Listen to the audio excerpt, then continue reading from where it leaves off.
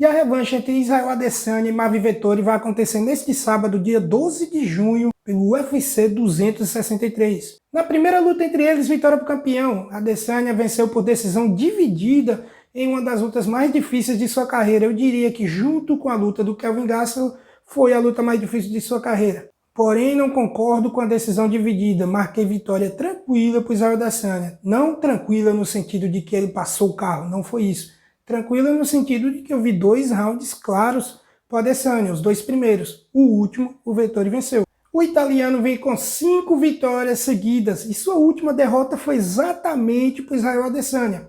Já o campeão vem aí com uma derrota no seu cartel, a primeira na sua vida, mas foi na categoria de cima, tentando ser duplo campeão. Lá ele perdeu para o Jan Blachowicz, em uma luta que meio que escancarou o ponto fraco do Adesanya, que nós todos já estávamos carecas de saber. Não que seja uma super fraqueza do Adesanya, seja muito fácil derrubá-lo, como é, por exemplo, com o Roland. E esse é exatamente o ponto forte do Vettori, as quedas, o wrestling. Mas e aí, será que dessa vez ele está preparado para fazer o que não conseguiu no primeiro embate entre eles? Esse vai ser o nosso vídeo de palpite aqui, onde eu vou analisar o que para mim vai acontecer na luta e quem vence, como vence e quando vence. Não sou o dono da verdade, não tenho bola de cristal, só vou tentar aqui prever de acordo com aquilo que eu vejo sobre MMA. Antes de dar início à nossa análise, eu peço que você se inscreva se ainda não for inscrito, deixa o like para dar aquela moral muito importante aqui pro canal. Aciona o sininho da notificação e compartilha o vídeo aí com a galera. Vocês podem também deixar sua opinião aqui no campo de comentários. Quem vocês acham que vão vencer? Se vocês concordam comigo, se vocês discordam, e vamos fazer um debate saudável. Sem mais enrolas, vamos lá. Bom, muita gente ficou empolgada. Agora o Adesanya vai começar a perder. Foi escancarado o ponto fraco dele, o Jan Blachowicz colocou para baixo, ele não conseguiu levantar. Então se você tiver um bom wrestling, um jiu-jitsu de qualidade e força, você vai colocar ele lá no chão e acabou. O Adesanya virou um frango. E não é bem assim que a banda toca, galera. O Adesanya subiu para a categoria de cima e lutou até abaixo do peso dos 93 quilos. Enquanto que o Blachowicz teve que cortar muito peso para bater os 93. Há rumores de que o Blachowicz estava com 14 quilos a mais do que o Adesanya. É muita coisa, imagina 14 quilos de diferença. Então você alia essa diferença de peso e de força e também de costume com a categoria ao bom wrestling do polonês, que não é wrestling nível All-América, nível olímpico, não é isso. Mas tem sim um bom jogo de quedas, tem faixa preta no jiu-jitsu, é um cara da mão pesada, ou seja, não deixava o Adesanya ser totalmente confortável na luta em pé, apesar de que tecnicamente para mim não tem nem comparação, o Adesanya deita e rola na luta em pé. Mas quando você enfrenta um adversário com todo aquele poder de nocaute, mesmo você sendo tecnicamente infinitamente superior, você não vai trocar com toda a desenvoltura. E o Adesanya também sabia que, além disso, tinha sim o jogo de quedas do Blachowicz. Não foi uma surpresa o Blachowicz ter quedado ele. Foi com a estratégia certinha. Ele não tentou ser o Khabib no Magomedov. Ele quedou em momentos pontuais para garantir o combate. E o Vettori tem um jogo de quedas muito melhor do que o do Blachowicz, na minha opinião, quando se fala de técnica. Então, dito isso, o Vettori vai ganhar fácil. Se o Blachowicz colocou para baixo daquele jeito e o Adesanya não conseguiu voltar e ele acabou vencendo a luta com uma certa tranquilidade, o Vettori vai fazer ainda melhor, não é mesmo? Bom, galera, não é desse jeito. Nos pesos médios, a força do Adesanya se equipara dos seus adversários, o peso dele também. Apesar de que, na minha opinião, até nos médios ele é um cara com pouca massa muscular, ele é um cara muito magro e normalmente ele vai enfrentar adversários com mais poder, com mais força do que ele. Porém, a diferença ela não é aqui como era Blachowicz e ele, a diferença é mais aqui, sabe? Aquela diferença de 1-0, de 2-1, como se fosse no futebol. E tem um outro ponto para a gente colocar aqui no jogo, o gás do italiano, que não é essa coisa toda. Eu tenho certeza absoluta que se ele incorporar o Khabib no Magomedov e quiser quedar o tempo inteiro, no segundo round acabou, já era para ele. E eu sei que ele sabe disso.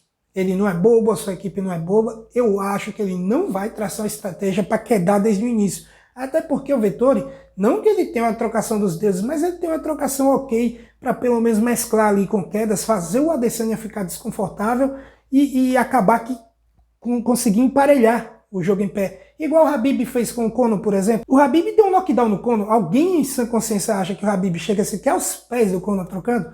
não chega. Mas o perigo constante de ser quedado fez o Conor ficar incomodado e não trocar com desenvoltura. É o que pode acontecer com a Adesanya. O Vettori ali partir para cima com tudo, ele tem até algum poder nas mãos, ele não é o cara mais nocauteador do mundo, mas é um cara que bate pesado. O Adesanya vai se incomodar e vai estar preocupado ao mesmo tempo em ser quedado. É como eu disse, o Vettori não tem jogo para quedar o Adesanya os 5 rounds. Não tem gás para isso. Se ele tentar fazer isso desde o começo, como eu falei, segundo round, acabou para ele. E a defesa de queda do Adesanya é espetacular, tá bom? Não se enganem pela luta contra o Blachowicz e pensem, é o primeiro que tentou quedar o Adesanya e já conseguiu daquela maneira. Não, não, não, não. Na categoria dos médios ele tem uma defesa de queda espetacular. E outra coisa que tem que ser dita aqui, contra o Blachowicz, o Adesanya saiu daquele seu jogo de contragolpe e assumiu a posição de agressor. Ele partiu para cima do polonês. E todas as 2 vezes que ele foi quedado, foi dessa maneira, ele indo para cima e sendo pego na queda. Ou seja, ele não estava com aquela sua movimentação de contragolpe. Então assim, não é simples colocar o Adesanya no chão. E outra coisa, nos médios até hoje, toda vez que alguém conseguiu essa façanha, ele levanta com muita velocidade, ele tem muita desenvoltura. Ele não é aquela tartaruga de cabeça para baixo que foi contra o polonês. Ele não é aquilo, não se iludam, não pensam que o Adesanya vai ser aí humilhado pelo Vettori só porque aconteceu aquilo na categoria de cima. A banda não toca assim nos 84 não, hein? Então, ao meu ver, o Vettori vai acabar se frustrando porque não vai conseguir impor o seu jogo de quedas e tampouco o jogo em pé. E numa luta de 5 rounds e não 3, como foi a primeira, o Adesanya tem total favoritismo, um favoritismo gigantesco, porque nunca vimos ele cansar, nunca vimos ele ficar com a língua para fora. O Adesanya tem um gás espetacular, luta 5 rounds com total desenvoltura. E acredito que caso o Vettori sobreviva e não seja nocauteado até ali no 3º round, o 4º e o 5º vai ser uma passada de carro insana, como foi, por exemplo, contra o Kelvin Gastelum, que o começo ali da luta estava difícil, o Gastelum acertou bons golpes no Adesanya, bambeou o Adesanya, parecia que poderia nocautear, mas aí o tempo foi passando, o gás do Adesanya foi prevalecendo, o seu poder atlético ficou evidente, muito superior do que o seu adversário, e ele deu uma surra no Gastelum. É o que eu acho mais provável de acontecer com o Vettori.